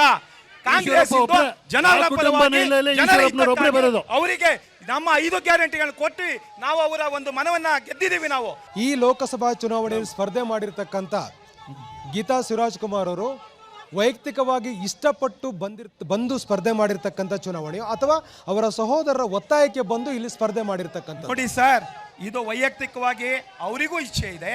ಲಾಸ್ಟು ವಿಧಾನಸಭೆ ಚುನಾವಣೆ ಸಂದರ್ಭದಲ್ಲಿ ನಮ್ಮ ಹಿರಿಯ ನಾಯಕರೆಲ್ಲ ನಮ್ಮ ಕಾಂಗ್ರೆಸ್ಸಿನ ಲೋಕಸಭೆಯಾಗಿ ಅಭ್ಯರ್ಥಿಯಾಗಿ ಗೀತಾ ಶಿವರಾಜ್ ಕುಮಾರ್ ಅವತ್ತು ಅಭಿಪ್ರಾಯವನ್ನು ವ್ಯಕ್ತಪಡಿಸಿದ್ರು, ನಾನು ನಿಲ್ಲಬೇಕು ಅಂತ. ಇದು ಅವರ ಸ್ವ ಇಚ್ಛೆಯಿಂದ ನಿಂತಿರೋದು. ಯಾಕೆ ಅವರಿಗೆ ಸಂವಿಧಾನಾತ್ಮಕವಾಗಿ ಯೋಗ್ಯತೆ ಅರ್ಹತೆ ಇಲ್ವಾ? ಅರ್ಹತೆಗಳು ಇದೆ, ಎಲ್ಲವೂ ಕೂಡ ಸ್ಪರ್ಧೆ ಕೂಡ ಅರ್ಹತೆ ಇದೆ. ಆದ್ರೆ ಒಂದೊಮ್ಮೆ ಏನಾದ್ರೂ ಕೂಡ ಗೀತಾ ಶಿವರಾಜ್ ಕುಮಾರ್ MP ಆದ್ರೆ ಬೆಂಗಳೂರು ಸೇರ್ಕೊಬಿಡ್ತಾರೆ. ಅವ್ರ ಸಹೋದರರು ಇಲ್ಲಿ ಡಬಲ್ ಆಕ್ಟಿಂಗ್ ಮಾಡ್ಬೇಕಾಗತ್ತೆ, ಮಿನಿಸ್ಟರ್ ಆಗ್ಬೇಕಾಗತ್ತೆ, ಆಕ್ಟಿಂಗ್ ಮಾಡ್ಬೇಕಾಗತ್ತೆ. ಗೀತಾ ಶಿವರಾಜ್ ಕುಮಾರ್ಗೆ ಒಂದೇ ಒಂದು ಮನೆ ಇಲ್ಲಿರೋದು, ಅದು ಚೆನ್ನಪ್ಪ ಲೇಔಟ್. ಕಳೆದ 10 ವರ್ಷಗಳ ಹಿಂದೆ ಗೀತಾ ಶಿವರಾಜ್ ಕುಮಾರ್ JDS ಪಕ್ಷದ ಅಭ್ಯರ್ಥಿ ಸೋತ್ರಂತ್ರ ಕಳೆದ ಬಾರಿ ಸ್ಪರ್ಧೆ ಮಾಡಿ 3ನೇ ಸ್ಥಾನಕ್ಕೆ ಹೋದ್ರು. ನಂತರದಲ್ಲಿ ಅವರು ಶಿವಮೊಗ್ಗ ಲೋಕಸಭಾ ಕ್ಷೇತ್ರ sir before election Geetha Shivaraj Kumar ಅವರು 10 ವರ್ಷದಲ್ಲಿ ಎಷ್ಟು ಬಾರಿ ಶಿವಮೊಗ್ಗ ಆಕ್ಟಿವ್ ಆಗಿ ಎಷ್ಟು ಬಂದಿರೋರು? ದಿನ ಇದ್ರು ಸರ್? ಇಲ್ಲಿಯ ಸಮಸ್ಯೆಗೆ ಯಾವಾಗ ಹೆಸರು ಸ್ಪಂದಿಸಿದ್ದಾರೆ, ಘೋಷಣೆಗೆ ಮುಂಚೆ. ಇಲ್ಲಿ ಜನರ ಜೊತೆ ಯಾವ ಹೋರಾಟ ಮಾಡಿದ್ದಾರೆ, ಅವರು ಇಲ್ಲಿರ್ತಕ್ಕಂಥ ಚಟುವಟಿಕೆಗಳೇನು, ಜನಸಾಮಾನ್ಯರ ಪರವಾಗಿ ನಿಂತಿರ್ತಕ್ಕಂಥ ಉದಾಹರಣೆಗಳು ಎಷ್ಟಿದೆ ಅಂತಕ್ಕಂಥ ಪ್ರಶ್ನೆ ಈಗ. ನೋಡಿ, ಇವರೆಲ್ಲ ಹೇಳ್ತಾರೆ ಅಭಿವೃದ್ಧಿಗಾಗಿ ರಾಘವೇಂದ್ರ ಅವರಿಗೆ ಕೊಡಿ, ಅಭಿವೃದ್ಧಿಗಾಗಿ ಇನ್ನೊಬ್ಬರಿಗೆ ಕೊಡಿ ಅಂತ. ಶಿವಮೊಗ್ಗ ಜಿಲ್ಲೆಯಲ್ಲಿ ಗೌರವಾನ್ವಿತ ಯಡಿಯೂರಪ್ಪನವರು ಎಷ್ಟು ಬಾರಿ ಲೋಕಸಭಾ ಸದಸ್ಯರಾಗಿದ್ರು, ಮುಖ್ಯಮಂತ್ರಿ ಆಗಿದ್ರು. ಹಾಗೇನೆ ಸಂಸತ್ ಸದಸ್ಯರಾಗಿದ್ದ ರಾಘವೇಂದ್ರ ಅವರು 3 ಬಾರಿ ಸಂಸತ್ ಸದಸ್ಯರಾಗಿದ್ರು. ಹೌದಾ? VASL 1918ರಲ್ಲಿ ಮಹಾರಾಜರು ಕಟ್ಟಿದಂತ VASL ಇವತ್ತು ಬಂದಾಗ ಕಾರಣ ಇದೇ ನರೇಂದ್ರ ಮೋದಿ ಸರ್ಕಾರ 22ರಲ್ಲಿ ಕ್ಯಾಬಿನೆಟ್ ಡಿಸಿಷನ್ ತಗೊಂಡು ಕ್ಲೋಸರ್ ಮಾಡ್ತು. ಇವತ್ತು VASL ನಡೀತಾ ಇದೆ ಅಂತ ಹೇಳಿದ್ರೆ ರಾಘವೇಂದ್ರ ಕಾರಣ. 22 ಬೀಗ ಹಾಕಕ್ಕೆ recommend ಮಾಡಿದ್ದೇವೆ. ಬೀಗ ಹಾಕಕ್ಕೆ recommend ಮಾಡಿದ್ದೇವೆ. ಗ್ರಾಮೀಣ ಅಭಿವೃದ್ಧಿ ಬೀಗ ಹಾಕಕ್ಕೆ recommend ಮಾಡಿದ್ದೇವೆ. ಶಿವಮೊಗ್ಗ ಜಿಲ್ಲೆ ಅವತ್ತು ಮೇಡಮ್ ಕೆಲಸ ನಡೀತಾ ಇದೆ ಅಂತ ಹೇಳಿದ್ರೆ ರಾಘವೇಂದ್ರ ಕಾರಣ. ಬೀಗ ಹಾಕ್ಸಿದ್ ನೀವು. ಹೊಡ್ಕೊಂಡು ಬಾಯಿ ಮುಚ್ಚಿ ಬೀಗ ಹಾಕ್ಸಿದ್ ನೀವು. ಅವಕಾಶ ಬಿಡ್ರಿ. ಬೀಗ ಹಾಕ್ಸಿದ್ ನೀವು ಅಂದೆ. ನೋಡಿ, ಇವ್ರು ಹೇಳ್ತಾರೆ VASL-ಗೋಸ್ಕರ, ಉಳಿದ ಕಾರಣಕ್ಕೋಸ್ಕರ ರಾಷ್ಟ್ರಪತಿ ಅಂತ ಮೊಳೆ ಹೊಡೆದಿದ್ದ ನರೇಂದ್ರ ಮೋದಿ ಸರ್ಕಾರ. 5 ರೂಪಾಯಿ ಇದು ಭಾರತೀಯ ಜನತಾ ಪಾರ್ಟಿಯ VASL ಕಮಿಟ್ಮೆಂಟ್ ಇದು. ಇಬ್ರು ಬಂದಿದ್ರು. 1 ಪೈಸಾನ ಹೇಳ್ತಾ ಇದ್ದೀನಿ ಸಾರ್ವಜನಿಕವಾಗಿ. ರಾಘವೇಂದ್ರ ಅವ್ರು ಹೇಳ್ಬೇಕು, ಇಲ್ಲ ಚನ್ನಬಸಪ್ಪ ಹೇಳ್ಬೇಕು. ಇಲ್ಲೇ ಹೇಳ್ತೀನಿ. ಎಷ್ಟು ಪೈಸಾ ಅನುದಾನ ತಂದೀರಾ VASL ಗೆ ಹೇಳಿ. ಪೈಸಾ ಅಲ್ಲ, ಕೋಟಿ ಗಟ್ಟಲೆ ಹಣ ತಂದಿದ್ದೀವಿ. ಎಷ್ಟು ಕೋಟಿ? ಪೈಸಾ ಅಲ್ಲ, ಕೋಟಿ ಗಟ್ಟಲೆ ಹಣ ಹೇಳಿ ಹೇಳಿ. VASL ಸಬ್ಜೆಕ್ಟ್ ಬಗ್ಗೆ VASL ಗೆ 200 ಅನುದಾನ ಕೊಡ್ಸಿರಾ? VASL ಗೆ ಮೊದಲು ತಂದಿದ್ದು 200 ಕೋಟಿ ಕೊಟ್ಟಿಲ್ಲ ಮೇಡಮ್. ಕೇಳ್ರಿ, 1 ರೂಪಾಯಿ ಕೊಟ್ಟಿಲ್ಲ. VASL ಗೆ ಮೊದಲು ತಂದಿದ್ದು. ನಾನು ಒಂದು ಹೇಳ್ತೀನಿ, ಮೊದಲು ತಂದಿದ್ದು 250 ಕಾರಣ ಕೋಟಿ. ನರೇಂದ್ರ ಮೋದಿ ಸರ್ಕಾರ ಅಂತ ನಾ ಪ್ರೂವ್ ಮಾಡಿದ್ರೆ ರಾಜೀನಾಮೆ ಕೊಡ್ತಾರೆ ಇವರು ಶಾಸಕ ಸ್ಥಾನಕ್ಕೆ. ನೋಡ್ರಿ, ಪ್ರೂವ್ ಮಾಡಿ ತಾಕತ್ತಿದ್ರೆ ನಾನು ಕ್ಷಮೆ ಯಾಚಿಸ್ತೀನಿ. ತಾಕತ್ತಿದ್ರೆ ಪ್ರೂವ್ ಮಾಡೋಣ. ನೀನು ನಾನು ಕ್ಷಮೆ ಇವತ್ತು ಯಾಚಿಸ್ತೀನಿ. VASL ಕೆಲಸ ನಡೀತಾ ಇದೆ. VASL ಕೆಲಸ ನಡೀತಾ ಇದೆ. ನಾನು ಅದಕ್ಕೆ ಹೇಳ್ತೀನಿ, ಬಿಜೆಪಿ ಕಾರಣ. ಶಿವಮೊಗ್ಗ ನಗರದಲ್ಲಿ ಮೇಡಮ್ Hello. ಪ್ರಧಾನಿ ಮಂತ್ರಿ ಮೋದಿ ಅವರ ಒಂದು ಕನಸಿನ ಯೋಜನೆ, ಮಹತ್ವಾಕಾಂಕ್ಷಿ ಯೋಜನೆ ಯಾವ್ದೇಳಿ? ಯಾವುದು? ಪ್ರಧಾನ ಮಂತ್ರಿಗಳ ಆವಾಸ್ ಯೋಜನೆ. ಈಗ ಬನ್ನಿ, ಇಲ್ಲಿಂದ ನಡ್ಕೊಂಡು ಹೋಗೋಣ. ಇಲ್ಲೇ ಕರ್ಲೆಟ್ಟಿ, ಸುಭಾಷ್ ನಗರ, ಶಾಂತಿನಗರ ಕೋಣನ 1600 ಬಡ ಕುಟುಂಬಗಳಿಗೆ 75,000 ರೂಪಾಯಿ ಕಟ್ಸ್ಕೊಂಡಿದ್ದಾರೆ ಕೊಳಗೇರಿ ನಿವಾಸಿಗಳಿಂದ. 6 ತಿಂಗಳು ಮನೆ ಕಟ್ಕೊಡ್ತೀವಿ ಅಂತ. ಪ್ರಧಾನಮಂತ್ರಿ ಆವಾಸ್ ಯೋಜನೆಗಳಿಗೆ 17,191 ಮನೆ ಕಟ್ಟಿದ್ದಾರೆ. ರಸ್ತೆ ಮೇಲೆ ಬಿದ್ದಿದ್ದಾರೆ. ಪ್ರಧಾನಮಂತ್ರಿಗಳ 17,000 ಪ್ರಧಾನಮಂತ್ರಿ ಆವಾಸ್ ಯೋಜನೆ 17,191 ಯಾವ ರೀತಿ ಬಡವರು ಓದ್ತಾ ಇರ್ತೀರಿ? ರೈಟ್, ಈಗ ನಾನು ಕಾರ್ಯಕರ್ತರ ಹತ್ರ ಹೋಗ್ತಾ ಇದ್ದೀನಿ. ನನಗೆ ಮನೆ ಇರಲಿಲ್ಲ ಶಿವಮೊಗ್ಗದಲ್ಲಿ. ಅಪಾರ್ಟ್ಮೆಂಟ್ ಸೆಂಟ್ರಲ್ ಗೌರ್ಮೆಂಟ್ ಇಂದ ಗೋವಿಂದಪುರದಲ್ಲಿ ಮನೆ ಬಂದಿದೆ, ನನಗೆ ಮನೆ ಕೊಟ್ಟಿದ್ದಾರೆ. ಇದೇ ಚೆನ್ನಣ್ಣ ಇದು ಕಾರ್ಪೊರೇಟರ್ ಆಗಿದ್ರು, ಅವಾಗ MLA ಇರಲ್ಲ. ನಮಗೆ ಮನೆ ಬಂತು, ನಮಗೆ ಮನೆ ಕೊಟ್ಟಿದೆ. ಪಕ್ಕದಲ್ಲೇ ವಿಮಾನ ನಿಲ್ದಾಣ, ಕರ್ನಾಟಕದ ನಂಬರ್ 1 ಸ್ಕೂಲ್, ಕರ್ನಾಟಕದ number 1 bus stand, private bus stand, government bus stand. ಸೂರ್ಯ ಚಂದ್ರ ಹುಟ್ಟದೆಷ್ಟು ಸತ್ಯನೋ ರಾಘವೇಂದ್ರ ಅವರ ಅಭಿವೃದ್ಧಿಗೋಸ್ಕರ ಗೆಲ್ಲದಷ್ಟೇ ಸತ್ಯ. ಮೇಡಮ್ ಅವರೇ, ಒಂದೇ ಪ್ರಶ್ನೆ. ಗೀತಾ ಶಿವರಾಜ್ಕುಮಾರ್ ಅವರು ಈಗ ಎಲೆಕ್ಷನ್ ನಿಂತಿದ್ದಾರೆ. ಈಗ 10 ವರ್ಷದಿಂದ ಬಂದಿದ್ರು, ನಿಂತ್ಕೊಂಡ್ರು, ಮತ್ತೆ ಸೋತರು, ಮನೆಗೆ ಹೋದ್ರು. ಈಗ ಅವರು ನಮ್ಮ ವಿನಮ್ರತಾಗ ಇರೋ ಮನೆ 3 ರಿಂದ 4 ತಿಂಗಳಿಗೆ ಬಾಡಿಗೆ ತಂದಾರೆ. 4 ತಿಂಗಳಾದ್ಮೇಲೆ ಅವ್ರು ಇರ್ತಾರ ಇಲ್ಲಿ? ಅಲ್ಲಿ ಅವ್ರ ಮನೆಗೆ ಹೋದ್ರೆ ಅಲ್ಲಿ ಬಾಲ್ ತೆಗಿತಾರೆ. ನಮಗೆ ಕಾರ್ಯಕರ್ತರು ಮಾತಾಡ್ಸಕ್ಕಾಗತ್ತಾ? ಯಾವುದೇ ಕಾರಣಕ್ಕೂ BY ರಾಘವೇಂದ್ರ ಅವರು ಶಿವಮೊಗ್ಗದಲ್ಲಿ 3 ಲಕ್ಷ ಅಂತರದಿಂದ ಗೆಲ್ತಾರೆ ಅಂತ ಶತಸಿದ್ಧವಾಗಿ ಹೇಳ್ತೀನಿ ಇವತ್ತು ನಾನು. ಕೈಲಾಗ್ದವನು ಮೈಪರಿಸ್ಕೊಂಡ ಅಂತ. ಅವ್ರಿಗೇನಂದ್ರೆ ಸೋಲಿನ ಭಯ. ಈ ರೀತಿ ಹತಾಶೆ ಹೇಳಿಕೆಯನ್ನು ಕೊಟ್ಬಿಟ್ರೆ ಕಾಂಗ್ರೆಸ್ಸಿನ ಸದಸ್ಯರ ನೈತಿಕ ಸ್ಥೈರ್ಯ ಕುಗ್ಸಕ್ಕಾಗಲ್ಲ. ನಮ್ಮ ಗ್ಯಾರಂಟಿಗಳೇ ನಮ್ಮ ಶಕ್ತಿ, ನಮ್ಮ ಗ್ಯಾರಂಟಿಗಳೇ ನಮ್ಮ ಬ್ರಹ್ಮಾಸ್ತ್ರ. ಇವ್ರು ಏನ್ ಕೊಟ್ಟಿದ್ದಾರೆ ರಾಘವೇಂದ್ರ? ಆಮೇಲೆ 100 ಜನ ಕಾರ್ಯಕರ್ತರ ಹೆಸರು ಕೇಳ್ರಿ. 5 ವರ್ಷ ಆಯ್ತು. ಹೋದ್ ಸತಿ ಎಲೆಕ್ಷನ್ ನಿಂತ್ಕೊಂಡು ಈ ಸತಿ ಬಂದಿರ. ಹೋದ್ ಸತಿ ಎಲೆಕ್ಷನ್ ನಿಂತ್ಕೊಂಡು ಸೋತ್ ಮೇಲೆ ಬೆಂಗಳೂರಿಗೆ ಹೋದ್ರು. ಈಗ ಬಂದಿರ ಟಿಕೆಟ್ ತಗೊಂಡು. ಯಾವುದೇ ಕಾರಣಕ್ಕೂ ಗೆಲ್ಲಲ್ಲ. ರಾಘಣ್ಣ ಗೆದ್ದೇ ಗೆಲ್ತಾರೆ ಮೇಡಮ್. ಇಲ್ಲಿ ತನಕ ಬರೀ ಬಿಟ್ಟಿಗೆ ಭಾಗ್ಯಗಳನ್ನು ಹೇಳ್ತಾ ಇದ್ದಾರೆ. ರಾಜ್ಯ ಸರ್ಕಾರ ಯಾವ್ದಾರ ಕಾನ್ಸ್ಟಿಟ್ಯೂನ್ಸಿನಲ್ಲಿ ಇಂಥ ಯೋಜನೆಗಳನ್ನು ಹಾಕಿದ್ದೀವಿ, ಇಷ್ಟು ಅನುದಾನ ಕೊಡ್ತಾ ಇದೀವಿ, ಈ ಬಡ್ಜೆಟ್ನಲ್ಲಿ ಈ ಕಾರ್ಯಕ್ರಮ ಮಾಡ್ತೀವಿ ಅಂತ ಎಲ್ಲೂ ತೋರಿಸಿಲ್ಲ. ಬಿಟ್ಟಿ ಭಾಗ್ಯಗಳ ಮುಖಾಂತರ ಚಿಪ್ ಕೊಡ್ತಾ ಇದ್ದಾರೆ ರಾಜ್ಯದ ಜನತೆಗೆ. ಚಿಪ್ಪು ಬರೀ ರಾಜ್ಯ ಸರ್ಕಾರದ ಮಾತಾಡ್ತಾರ. ರಾಜ್ಯ ಸರ್ಕಾರದ ನಮ್ಮ ಸಿದ್ದರಾಮಯ್ಯ ಎಲ್ಲ ಕೊಟ್ಟಿದ್ದಾರೆ ಬಿಡಿ. ಈಗ ನಡೀತಾ ಇರೋದು ಕೇಂದ್ರ ಸರ್ಕಾರದ್ದು. ಕೇಂದ್ರ ಸರ್ಕಾರ ನಮ್ಮ ಮೋದಿ ಅವರು ಏನು ನಮ್ಮ ದೇಶಕ್ಕೆ ಏನು ಕೊಟ್ಟಿದ್ದಾರೆ, ಭಾರತ ಸರ್ಕಾರಕ್ಕೆ ಏನು ಕೊಟ್ಟಿದ್ದಾರೆ ಒಂದಾದ್ರೂ ಇದೆಯಾ? ಅದೇ ನಮ್ಮ ಕಾಂಗ್ರೆಸ್ ಸರ್ಕಾರದವರು ಪ್ರತಿ ಒಂದು ಆಸ್ಪತ್ರೆ, ರೈಲು ಎಲ್ಲದೂ ಮಾಡಿದ್ದಾರೆ. ಬಂಗಾರಪ್ಪನವರು ಮುಖ್ಯಮಂತ್ರಿ ಆದಾಗ, ಬಂಗಾರಪ್ಪನವರು MP ಆದಾಗ ಬ್ರಾಡ್ ಕೇಸ್ ತಂದಿದೆ ಈ ನಮ್ಮ ಬಂಗಾರಪ್ಪನವರು. ಇವತ್ತು ಅವಳ ಮಗಳು MP ಆಗಿ ಗ್ಯಾರಂಟಿ ಗೆದ್ದೇ ಗೆಲ್ತಾಳೆ. ನಮ್ಮ ದೇಶಕ್ಕೆ ಪ್ರಧಾನಮಂತ್ರಿ ರಾಹುಲ್ ಗಾಂಧಿ ಹಾಗೇ ಆಗ್ತಾರೆ. ನಮ್ಮ ಭಾಗದ 100 ರೂಪಾಯಿ GST ಟ್ಯಾಕ್ಸ್ ಬಿಟ್ಟು ಕೇವಲ 10 ರೂಪಾಯಿ ಮಾತ್ರ ಕೊಡ್ತಾ ಇದ್ದಾರೆ. ಪಾರ್ಲಿಮೆಂಟಲ್ಲಿ ಈ ವಿಷಯದ ಬಗ್ಗೆ ಮಾತಾಡೋದ ಬಗ್ಗೆ ರಾಘವೇಂದ್ರ ಸಂಪೂರ್ಣ ವಿಫಲವಾಗಿದ್ದಾರೆ.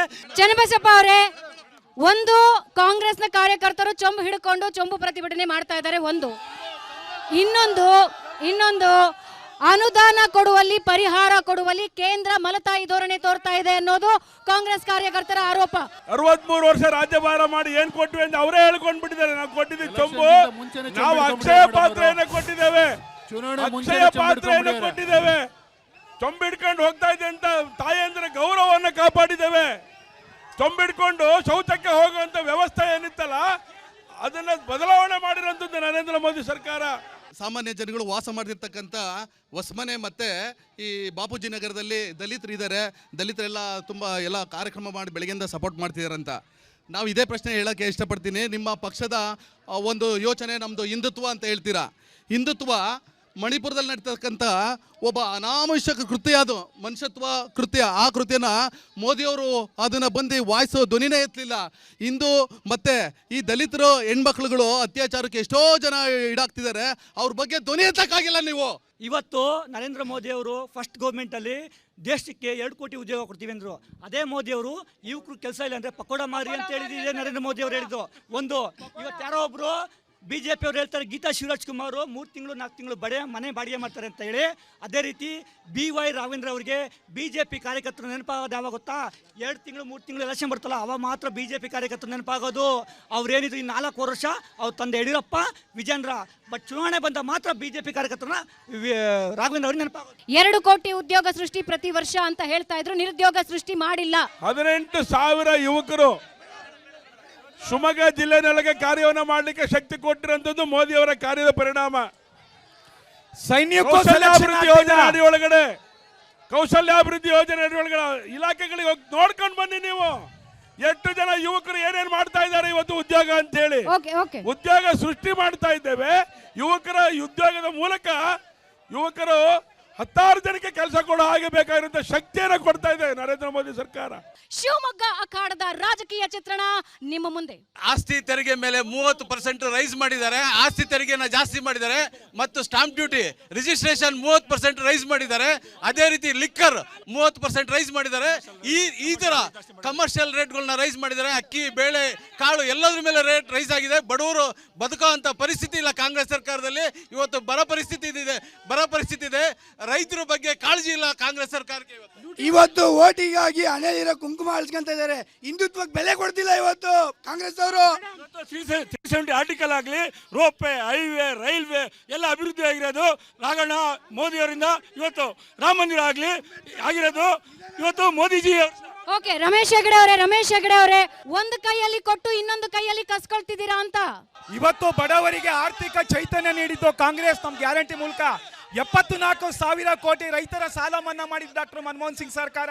ವಿದರ್ಭ ಪ್ಯಾಕೇಜ್ ಅಲ್ಲಿ ರೈತರ ಬಡ್ಡಿ ಮನ್ನಾ ಮಾಡಿದ್ದು ಕಾಂಗ್ರೆಸ್ ಸರ್ಕಾರ. ಈಗ ರೈತರಿಗೆ 5 ಲಕ್ಷವರೆಗೆ ಬಡ್ಡಿ ರಹಿತ ಸಾಲ ಕೊಡ್ತಿರೋದು ಕಾಂಗ್ರೆಸ್ ಸರ್ಕಾರ.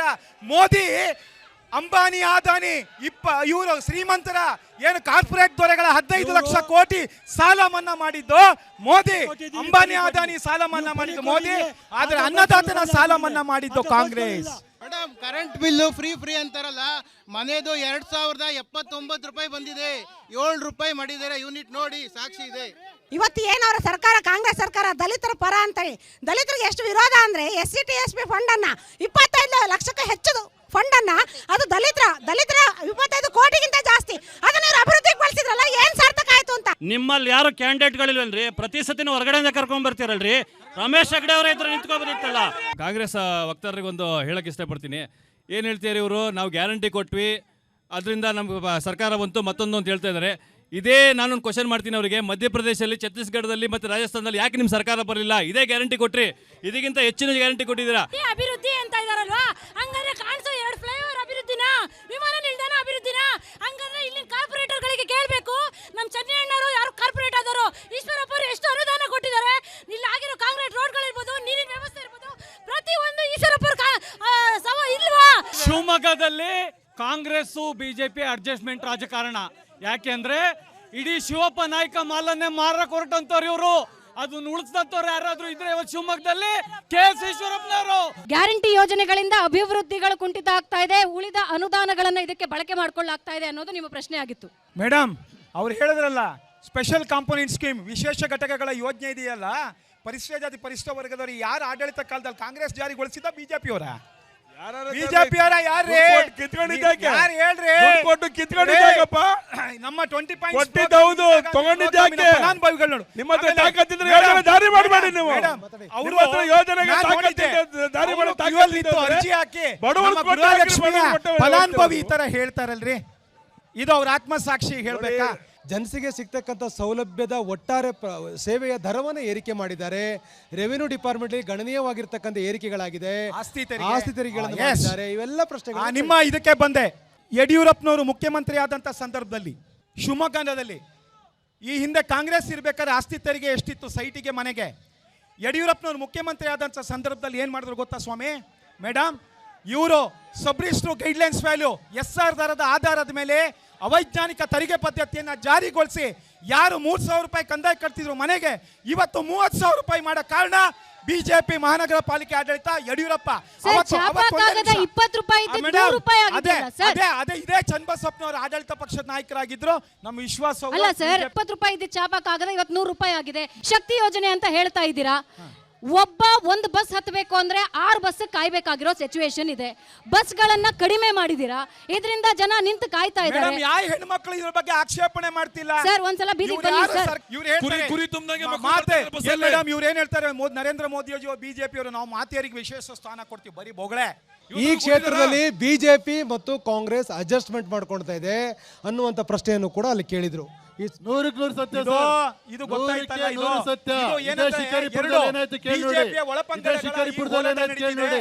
ಒಬ್ಬ ರಾಜ್ಯಾಧ್ಯಕ್ಷರು ಕೇವಲ 10,000 ಅಂದ್ರೆ ಒಂದಂತೂ ತಿಳ್ಕೊಳ್ಳಿ, ಕಾಂಗ್ರೆಸ್ ಮತ್ತು ಬಿಜೆಪಿ ನಡುವೆ ನೇರ ಹಣಾಹಣಿ ನಡೀತದೆ. ಅದೇ ಪ್ರಶ್ನೆ ನಿಮಗೆ. ಬಿಜೆಪಿ ಮತ್ತು ಕಾಂಗ್ರೆಸ್ ಸ್ವತಂತ್ರ ಅಭ್ಯರ್ಥಿ ವಿರುದ್ಧ ಒಳ ರಾಜಕಾರಣ ನಡೆಸ್ತಾ ಇದೆ ಅಂತ, ಅಡ್ಜಸ್ಟ್ಮೆಂಟ್ ರಾಜಕಾರಣ ನಡೆಸ್ತಾ ಇದೆ. ದೇಶದ ಜನ ನೋಡಿದ್ದಾರೆ ಯಾರು ಅಡ್ಜಸ್ಟ್ಮೆಂಟ್ ಪಾಲಿಟಿಕ್ಸ್ ಮಾಡ್ತಾ ಇದ್ದಾರೆ ಅಂತ ಹೇಳಿ.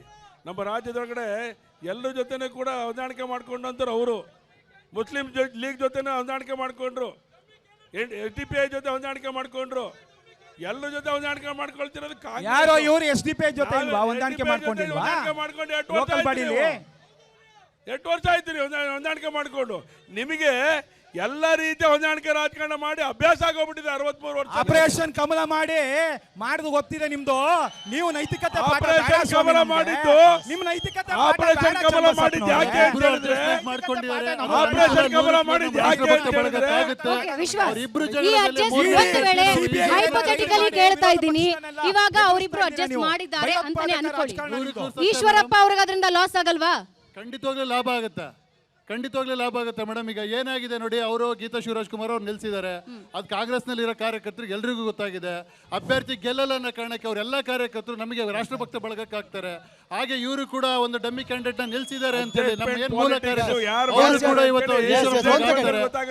ಈಶ್ವರಪ್ಪನವರೇ ಬಹಳ ಸ್ಪಷ್ಟವಾಗಿ ಹೇಳಿದ್ದಾರೆ, ಗೀತಾ ಶಿವರಾಜ್ ಕುಮಾರ್ ಒಬ್ಬರು ಡಮ್ಮಿ ಕ್ಯಾಂಡಿಡೇಟ್. ಇನ್ನೊಂದು ಬಹಳ ಪ್ರಮುಖವಾಗಿ ಹೇಳಿರ್ತಕ್ಕಂಥದ್ದು, ಈಗಾಗಲೇ ಬಿಜೆಪಿ ಗೆದ್ದು ಬಿಟ್ಟಿದೆ, ಕಾಂಗ್ರೆಸ್ ಅವರು ಯಾಕೆ ಸ್ಪರ್ಧೆ ಮಾಡಬೇಕಾಗಿತ್ತು ಅನ್ನುವಂಥ ಮಾತನ್ನು ಕೂಡ ಹೇಳಿದ್ದಾರೆ. 2 ಪ್ರಶ್ನೆಗಳು ಉತ್ತರ. ಇದು ಏನ್ ಗೊತ್ತಾ, ಇದು ಹತಾಶ ಪ್ರತಿಕ್ರಿಯೆ. ಇದು ಯಾಕಂತಂದ್ರೆ ಈಗಾಗಲೇ ಇವರ ಬಿಜೆಪಿ ಯಡಿಯೂರಪ್ಪನವರ ಕುಟುಂಬ, ಬಿಜೆಪಿ ಮತ್ತು ಈಶ್ವರಪ್ಪನವರ ಕುಟುಂಬದ ರಾಜಕೀಯ ಅಸ್ತಿತ್ವ ಹೋರಾಟದಲ್ಲಿ ಒಳಜಗಳದಲ್ಲಿ ಇವರಿಬ್ಬರು ನಾಶ ಆಗ್ತಾರೆ.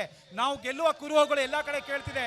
5 ಲಕ್ಷಾಂತರ ಜನ ಮಹಿಳೆಯರು ಮತ್ತೆ ಮಹನೀಯರುಗಳಿಗೆ ಕಾಂಗ್ರೆಸ್ ಎಲ್ಲ ರೀತಿಯ ಒಂದು ಸೌಲಭ್ಯವನ್ನು ಕೊಟ್ಟಿರೋದ್ರಿಂದ ಲಕ್ಷಾಂತರ ಓಟಲ್ಲಿ ಗೀತಾ ಶಿವರಾಜ್ ಕುಮಾರ್ ಗೆಲ್ತಾರೆ. Modi guarantee versus Congress guarantee, Eshwarappa ಅವ್ರು ಎಲ್ಲಿ ನಿಲ್ತಾರೆ ಇಲ್ಲಿ? ಮೇಡಮ್, ಮೋದಿ ವಿಶ್ವ ನಾಯಕರು, ಮೋದಿ ಅವರ ಭಾವಚಿತ್ರ ಇಟ್ಕೊಂಡೆ ಈಶ್ವರಪ್ಪನವರು ಚುನಾವಣೆ ಹೋಗ್ತಾ ಇರೋದು. ಯಾಕೆ ನಾಚಿಕೆ ಆಗ್ಬೇಕು? ಅಭಿವೃದ್ಧಿ ಮೋದಿ ಇಟ್ಕೊಳ್ಳೋಕೆ ವಿಶ್ವ ನಾಯಕ ಮೇಡಮ್, ಮೋದಿ ಫೋಟೋ ಇಟ್ಕೊಂಡಿದ್ದಾರೆ, ನಾಚಿಕೆ ಆಗುತ್ತೆ ಅಂದ್ರೆ ಇವ್ರು ನಾಚಿಕೆ ಆಗ್ಬೇಕು. ಇದು ಮೋದಿ ನಾಚಿಕೆ ಆಗ್ಬೇಕು ಅಂತ.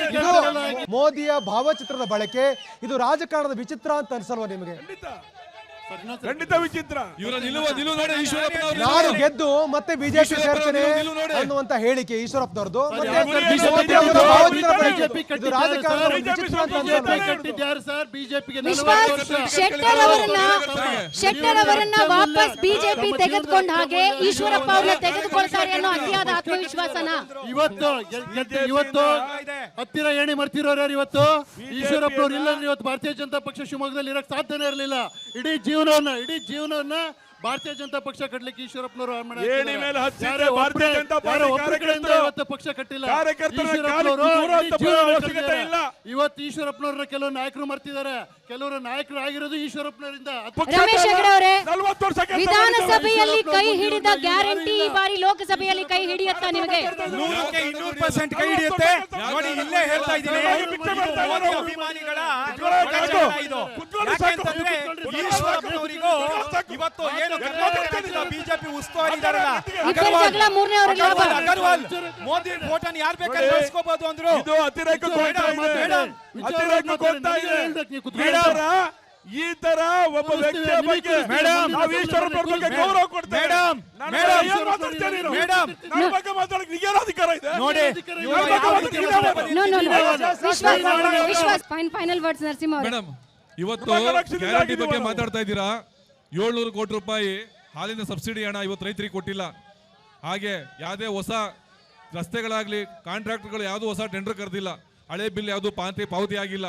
ಇವರು ಈ ಚುನಾವಣೆ ಲೋಕಸಭಾ ಚುನಾವಣೆಗೋಸ್ಕರ ಮಾತ್ರ ಈ ಗ್ಯಾರಂಟಿಗಳನ್ನು ಮಾಡಿದ್ದು. ಮುಂದೆ ಜನಗಳು ಅನುಭವಿಸ್ತಾರೆ. ಇವತ್ತು ಕಾಂಗ್ರೆಸ್ ಪಕ್ಷ ಆಯ್ಕೆ ಮಾಡಿದ್ರಿಂದ ಜನಗಳು ಅನುಭವಿಸ್ತಾರೆ. 4 ಜನಕ್ಕೆ ಧನ್ಯವಾದ. ವೀಕ್ಷಕರೇ, ಲೋಕಸಭಾ ಚುನಾವಣಾ ಅಖಾಡ ಶಿವಮೊಗ್ಗದಲ್ಲಿ ಈ ಬಾರಿ ಕೇವಲ ಕಾಂಗ್ರೆಸ್ ಮತ್ತು ಬಿಜೆಪಿ ಮಾತ್ರ ಅಲ್ಲ, ಈಶ್ವರಪ್ಪ ಅವರು ಡಿಸೈಡಿಂಗ್ ಫ್ಯಾಕ್ಟರ್ ಆಗ್ತಾರೆ. ಹಾಗಾದ್ರೆ ಈ ಬಾರಿ ವಿಜಯಲಕ್ಷ್ಮಿ ಯಾರ ಪರವಾಗಿ ಒಲಿತಾಳೆ ಅನ್ನೋದು ಸದ್ಯದ ಕುತೂಹಲ. ಇದೇ ಕುತೂಹಲದೊಂದಿಗೆ ನಾವು ಇವತ್ತಿನ ಮೆಗಾ ಫೈಟ್ ಮುಗಿಸ್ತಾ ಇದ್ದೀವಿ. ನೇರ ದಿಟ್ಟ ನಿರಂತರ ಸುದ್ದಿಗಾಗಿ ನೋಡ್ತಾ ಇರಿ ಏಷ್ಯಾನೆಟ್ ಸುವರ್ಣ ನ್ಯೂಸ್.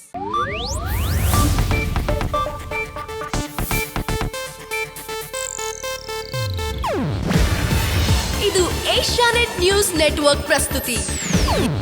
ನೀವು ನೋಡ್ತಿದ್ದೀರಾ ಏಷ್ಯಾನೆಟ್ ಸುವರ್ಣ ನ್ಯೂಸ್.